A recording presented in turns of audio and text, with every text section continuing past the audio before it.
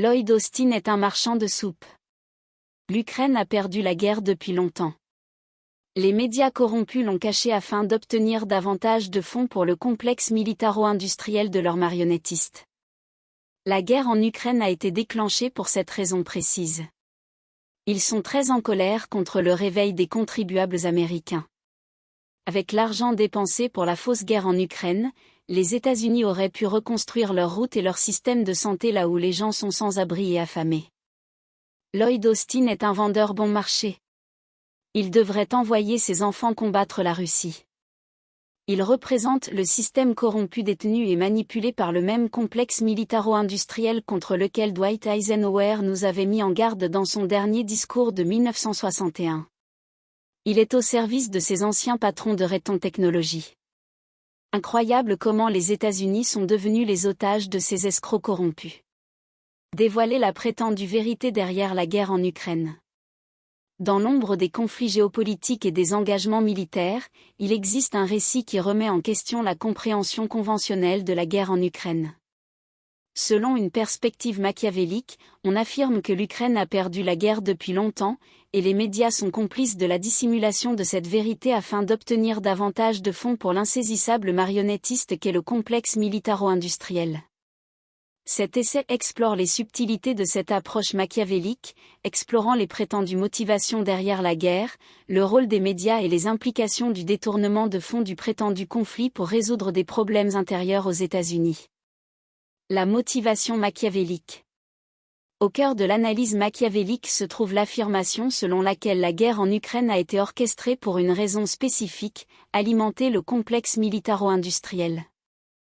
Machiavel, connu pour sa philosophie politique pragmatique et rusée, apprécierait le calcul stratégique qui consiste à détourner l'attention et les ressources vers un conflit fabriqué. L'affirmation est qu'un état de guerre perpétuel maintient la machinerie du complexe militaro-industriel bien huilée, assurant un flux continu de fonds pour ceux qui tirent les ficelles. Complicité des médias. Un élément crucial de ce récit machiavélique est la complicité des médias. Cette affirmation suggère qu'un appareil médiatique corrompu cache intentionnellement la vérité sur la prétendue défaite de l'Ukraine pour entretenir l'illusion d'un conflit en cours. Cette tromperie aurait pour but d'obtenir davantage de fonds auprès d'un public crédule et d'un gouvernement complaisant. Les enseignements de Machiavel sur la manipulation et l'usage du pouvoir trouveraient une résonance dans l'idée de médias contrôlés diffusant un récit soigneusement élaboré pour servir les intérêts des marionnettistes.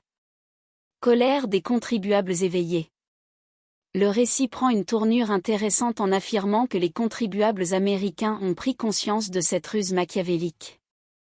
La colère du public, alimentée par la prise de conscience que les fonds destinés à une guerre fictive auraient pu être mieux utilisés au niveau national, constitue une menace potentielle pour cette façade soigneusement construite. Machiavel apprécierait l'équilibre délicat nécessaire pour gérer de tels sentiments publics, suggérant peut-être que le maintien de l'illusion nécessite une manipulation et un détournement continu. Fonds détournés et priorité nationale. L'optique machiavélique se concentre également sur le coût d'opportunité de la prétendue fausse guerre en Ukraine. L'argument postule que les ressources et les finances consacrées au maintien de ce conflit trompeur auraient pu être réorientées vers la résolution de problèmes nationaux critiques, tels que la reconstruction des infrastructures et l'amélioration des soins de santé. D'un point de vue machiavélique, cette réorientation pourrait être considérée comme une occasion manquée de renforcer la stabilité interne et d'apaiser les dissidences potentielles. Lloyd Austin et le système présumé corrompu. L'essai présente Lloyd Austin, qualifié de « vendeur bon marché », représentant un système corrompu étroitement lié au complexe militaro-industriel. Établissant des parallèles avec l'avertissement de Dwight Eisenhower dans son discours d'adieu de 1961 sur les dangers posés par l'alliance militaro-industrielle, la lentille machiavélique scrute le rôle d'Austin au sein de ce système présumé corrompu. L'appel à envoyer ses enfants combattre en Russie est présenté comme un défi à l'authenticité de son engagement et du système qu'il représente.